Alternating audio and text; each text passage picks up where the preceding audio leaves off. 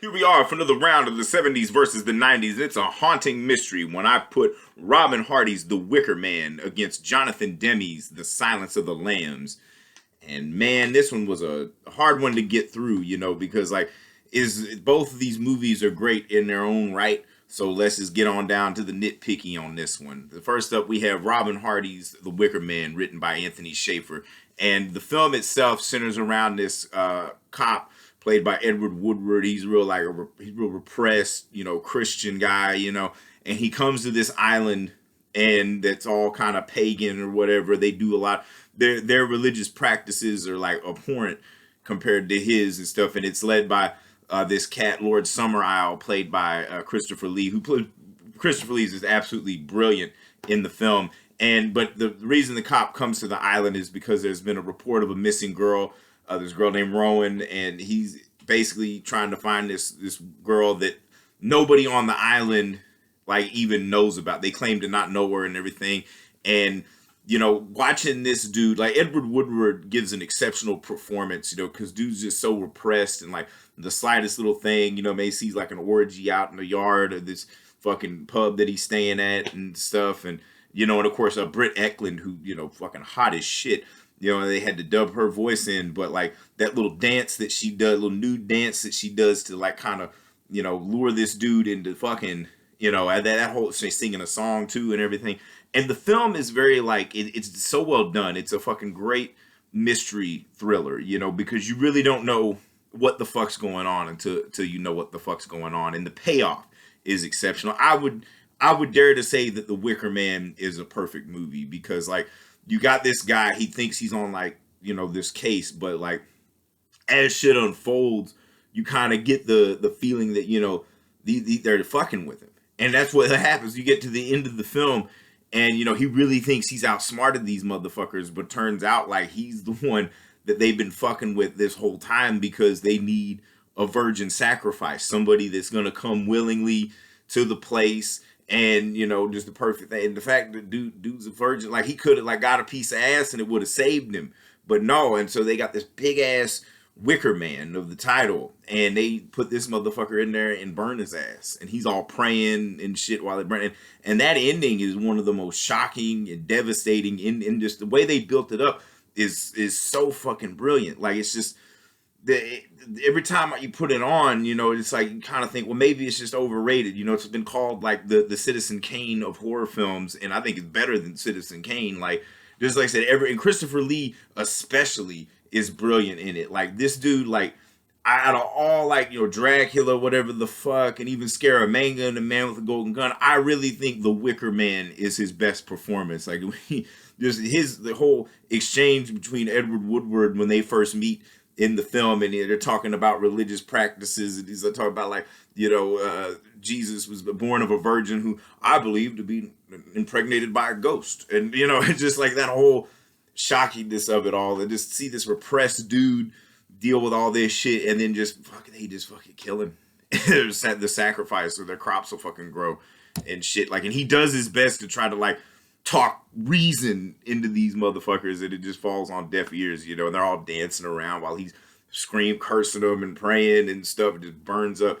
So that right there alone. But then we move on to The Silence of the Lambs, which was directed by Jonathan Demme and based off of a Thomas Harris novel. And of course, this film, or at least the character of Hannibal Lecter, this whole style had been done before in Manhunter by Michael Mann, which I think probably the best of the Hannibal Lecter movies. But Jonathan Demme has a certain style that can kind of add, in a way, make it more accessible, because with Michael Mann and with Manhunter, it's it's not accessible at all. It's fucking dark, brooding. It's brilliantly perfect.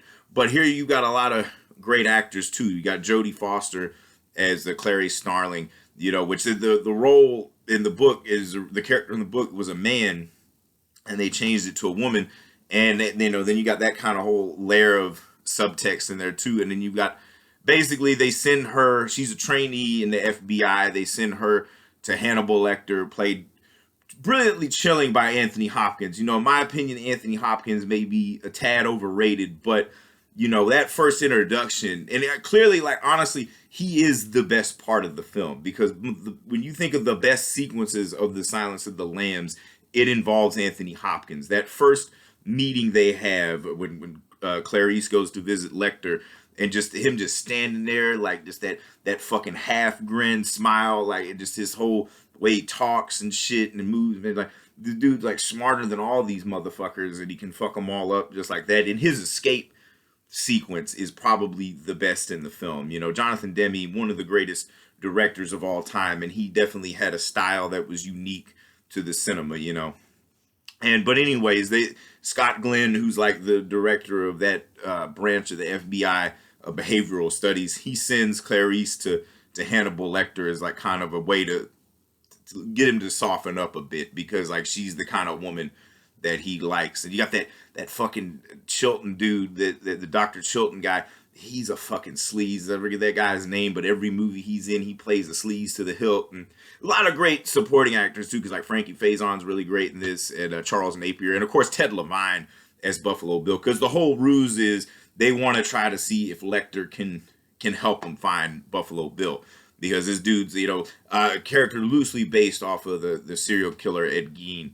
And, you know, because he does that whole thing, trying to kidnapping fat women so that he can fucking get the skin to stretch and stuff, so he can cover up his genitals and should be a woman and all that shit. You know, lightly touching on the trans element, a time period where like mostly trans were usually the villains in horror films and shit. But, which I mean, it's based off of real life too. But the thing of it is, like, the build up on this one is like The Silence of the Lambs doesn't really know what fucking movie it wants to be, you know, because like, whereas like something like Manhunter was like a straight thriller, now you kind of got like where you make the FBI agent a woman, and now they're like, you know, there's like a romance brewing between, you know, could it be mutual respect? You know, it is more of a love thing, because, you know, when that dude flings that cum on her, you know, that they ends fucking Lecter ends talks this dude into fucking killing himself type thing. And so there is like that level of, now it's not on a level of shitty like Hannibal, but it still, you know, has a level where it's like there's not really any danger in the film, and a lot of it tends to become parody, because you see like Buffalo Bill dancing around fucking goodbye horses, and, you know, puts the lotion on the skin or gets the hose again type thing.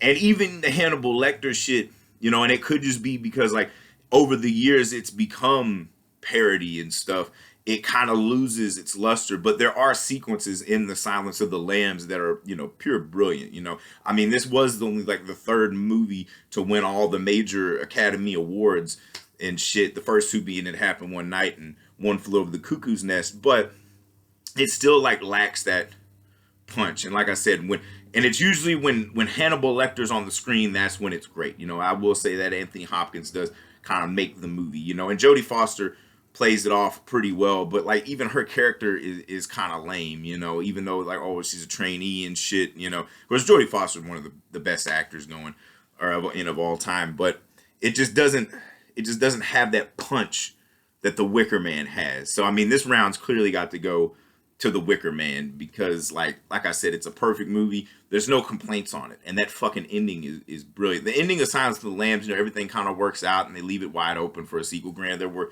several books written and shit, but the point of the matter is like there's no catharsis, you know, because it's still that whole, you know, he's playing with her, but like, you know, at the same time, you know, it's almost like, you know, it feels like the next movie is going to be a fucking buddy comedy with fucking Clarice and Hannibal, you know. So, like I said, this round goes to The Wicker Man. For anybody keeping score, that's 46-40. 70s are up by 6. The 90s have been coming back, breaking that, you know, tightening that fucking lead. But now, you know, we get these shit like I mean, they have like fucking classics like that. You can't really compete with The Wicker Man, you know. It really wasn't even fair. But The Silence of the Lambs, I feel like it did hold its own, because you got, you know, Robin Hardy was a director, very unprolific, but I honestly, if he made more movies, you know, I think he only made like 3, including The Wicker Man, whereas like Jonathan Demme, one of the most prolific directors, and he was in the middle of one of the greatest cinematic runs any director could ever have, you know, because dude went from Something Wild and Married to the Mob, then The Silence of the Lambs, and he would follow that up with Philadelphia. I mean, the dude was on like a roll. you know, that really can't be beat. But he got beat by the Wicker Man because, you know, like I said, it's just that fucking fun, that dangerous. You know, it's like kind of like Forrest Gump, where it's like you can quote it, but is it really that good of a movie? Whereas like the Wicker Man, there may not be a whole lot of quotes, but goddamn it, you remember that fucking ending, you know, and that perfect build up and everything. Because even that fucking, you know, where she catches Buffalo Bill, you know, it's like I said, Jonathan Demme can hit the notes, but you know, you can tell this really wasn't a film that he was that passionate about. You know, it's got a lot of great actors in it, but just doesn't pack that punch. So 46-40, 70's up by 6. If I've said anything wrong, anything you disagree with, feel free to eviscerate me in the comments. Like I said, this is all open for debate. You know, I'm just trying to satisfy my scientific curiosity on which decade was better, the 70s versus the 90s. And, you know, all you film professors that want to use this shit, feel free, but we got to talk compensation on that shit because, you know, this is pure gold right here. You know, like I said, the summer's over, but this shit is only heating up.